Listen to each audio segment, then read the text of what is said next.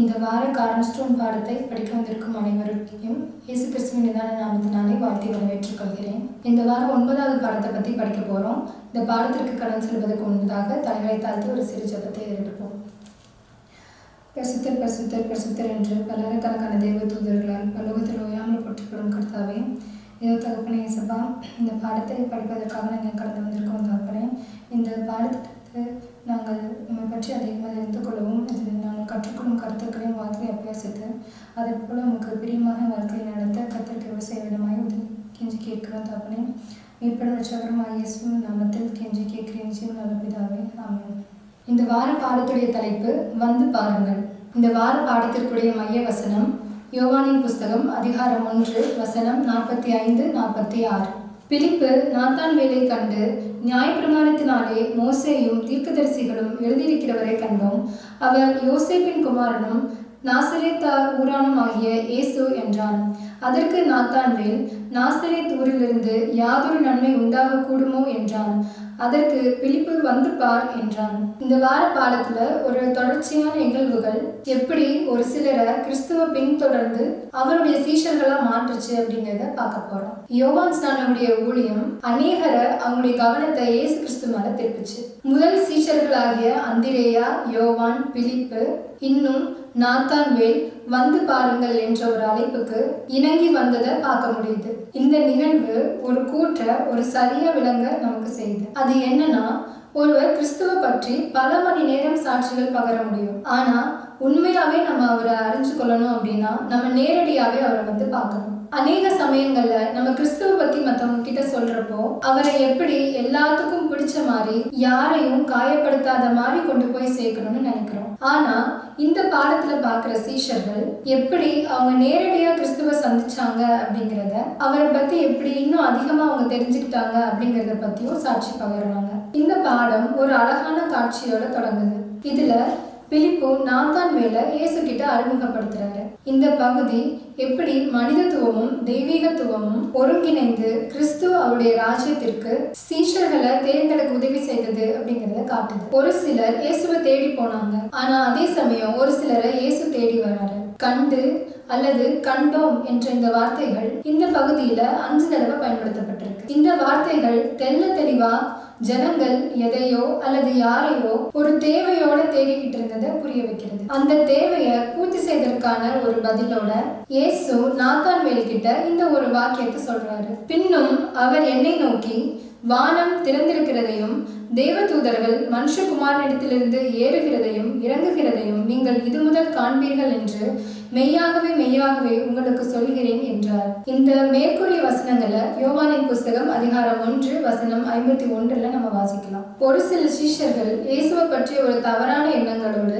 அவரை சந்திக்கிறத நம்ம பார்க்கிறோம். ஆனா அவங்க நேரடியா அவரை சந்திக்கும் பொழுது அவரை பத்தி இன்னும் அதிகமா உண்மையான காரியங்களை தெரிஞ்சுக்கிறத நம்ம பார்க்கிறோம். இந்த பாடத்தை இன்னும் தெளிவா புரிஞ்சுக்கிறதுக்காக ஒரு கதையை பார்ப்போம். ஒரு கூற்று சொல்லுது, ஒரு சித்திரத்தை பார்க்கப்போ அது 1000 வார்த்தைகள் பேசும் அப்படின்னு. அதே நேரம் ஒரு சந்திப்பு கோடிக்கணக்கான வார்த்தைகளை பேசும் அப்படின்னு சொல்லுது. யோஸ்மைட் என்ற தேசிய பூங்கா அப்படிங்கிற ஒரு இடத்துல பனிப்பாறைகள், ஏரிகள், இன்னும் அதிகமான கண்ணுக்கு குளிர்ச்சியான காட்சிகளை நம்ம அங்க பார்க்க முடியும். இந்த இடத்த நமக்கு காட்சிப்படுத்துற புஸ்தகங்கள், ஓவியங்கள், இன்னும் காணொளிகள் கூட இந்த இடத்தினுடைய அழகை நமக்கு கொண்டு வந்து கொடுக்கும். அதை பார்க்கும் போதே என்ன ஒரு ஆச்சரியமான அழகு அப்படின்னு வியக்கக்கூடிய ஒரு செயலை நம்ம செய்யலாம். ஒரு சில வருஷங்களுக்கு முன்பாக கூட்டமா சில வாலிபர்கள் அவங்களுடைய கூடாரங்களை இந்த ஒரு கேம்ப் சைட்ல போடுறதுக்காக அவங்க எல்லாரும் கடந்து போறாங்க. ஒரு சிலர் இந்த கூடாரங்களை அங்க கட்டிட்டு இருந்தாங்க. இன்னும் சில பேர் நெருப்புக்கு தேவையான அந்த விறகுகளை சேகரிச்சுட்டு இருந்தாங்க.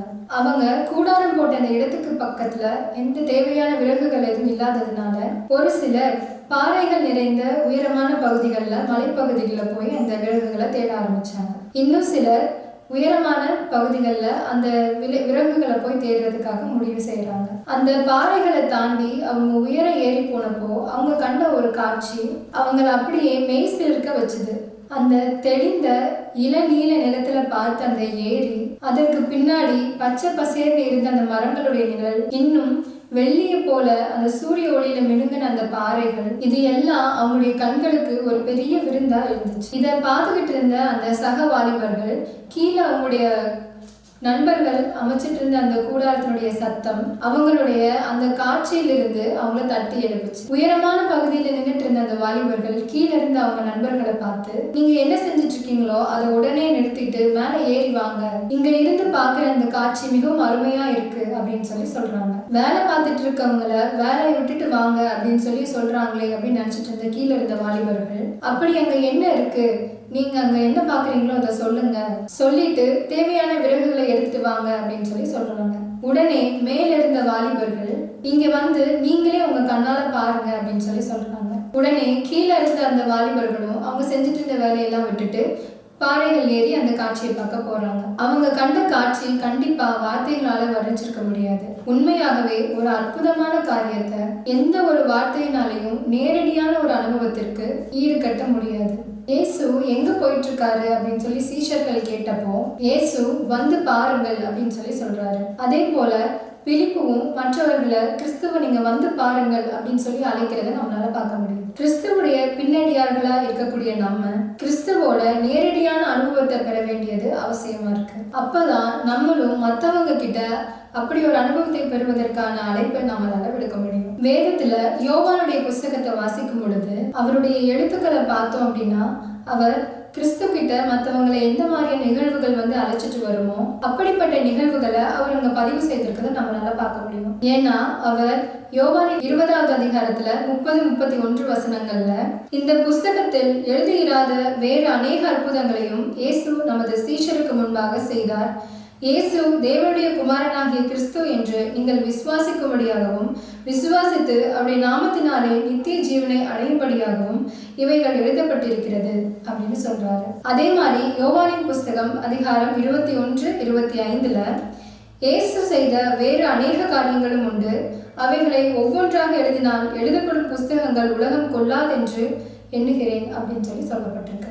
இந்த வசனங்கள் எல்லாம் வாசிக்கிறப்போ ஒரு சில தேர்வு பண்ணப்பட்ட காரியங்கள் மட்டும்தான் யோவான் பதிவு பண்ணியிருக்காரு அப்படிங்கிறது நம்மளால தெரிய முடியுது. இரண்டாவதா பார்த்தோம் அப்படின்னா, யோவான் அவருடைய தனிப்பட்ட சாட்சிக்கு முக்கியத்துவம் கொடுக்கறதையும் நம்மளால பார்க்க முடியுது. இத நம்ம யோவான் 1ஆம் அதிகாரத்துல 6-7 வசனங்கள், 14-15 வசனங்கள், 29-34 வசனங்கள், இதே காரியங்களை 1 யோவான் 1ஆம் அதிகாரம் 1-4 வசனம் வரைக்கும், இதே போல வெளிப்படுத்தலின் புஸ்தகம் 1ஆம் அதிகாரம் 1-3 வசனங்கள் வரைக்கும் வாசிக்கிறப்போ நம்முடைய புலன்கள் மூலமா நம்ம இயேசுவை அணுகிற ஒரு முறையை யோவான் இங்க பயன்படுத்தி இருக்கிறத நம்மளால பார்க்க முடியுது. இதுக்கு எல்லாம் மேல யோவான் இயேசு யாரு அப்படிங்கறத உறுதி செய்வதற்கு ஒரு முக்கியத்துவம் கொடுக்கறத நம்ம இங்க பார்க்க முடியுது.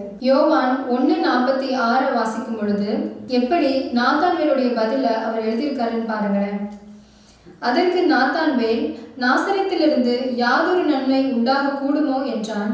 அதற்கு பிலிப்பு, வந்து பார் என்றான். இந்த ஒரு வாக்கியத்தை நாத்தான்வேல் சொல்லும் பொழுது, நாசரேத்திலிருந்து ஏதாவது நன்மை வருமா அப்படின்னு அவர் கேட்கும் பொழுது, நாத்தான்வேலுடைய எண்ணம் ஒரு வெறுப்பானதாகவோ அல்லது ஒரு ஆச்சரியம் கலந்த ஒன்றாக இருந்ததாகவோ நம்மளால இங்க சரியா சொல்ல முடியல. யோவான் 7:39-52 அந்த வசனங்கள் பகுதியை நம்ம வாசிக்கும் பொழுது, தனகரிப் சங்கம் இயேசுவை என்ன செய்யணும் அப்படிங்கிற ஒரு காரியத்தை அங்க கலந்துரையாடுறாங்க. இந்த பகுதியை நம்ம வாசிக்கும் பொழுது யோவான் 7:49 நாசரேத்துல வாழ்ந்த ஜனங்களை குறித்த ஒரு காரியத்தை அங்க சொல்றாங்க. வேதத்தை அறியாதவர்களாகி இந்த ஜனங்கள் சபிக்கப்பட்டவர்கள் என்றார்கள். இந்த பகுதியில இயேசு யாரு அப்படின்னு பாக்குறவங்க அவரை பார்த்து ஒரு ஆச்சரியத்தோட அவங்களுடைய கருத்து வேறுபடுறது நம்மளால பார்க்கலாம். இந்த பகுதியில யாரெல்லாம் இயேசுவை பாக்குறாங்களோ அவங்க ஆச்சரியத்தோட அவங்களுடைய கருத்து மாறுபடுறத கவனிக்கிறாங்க. ஆக மொத்தத்துல இந்த யோவானுடைய புஸ்தகத்துல யாரெல்லாம் இயேசுவை நேரடியா சந்திச்சாங்களோ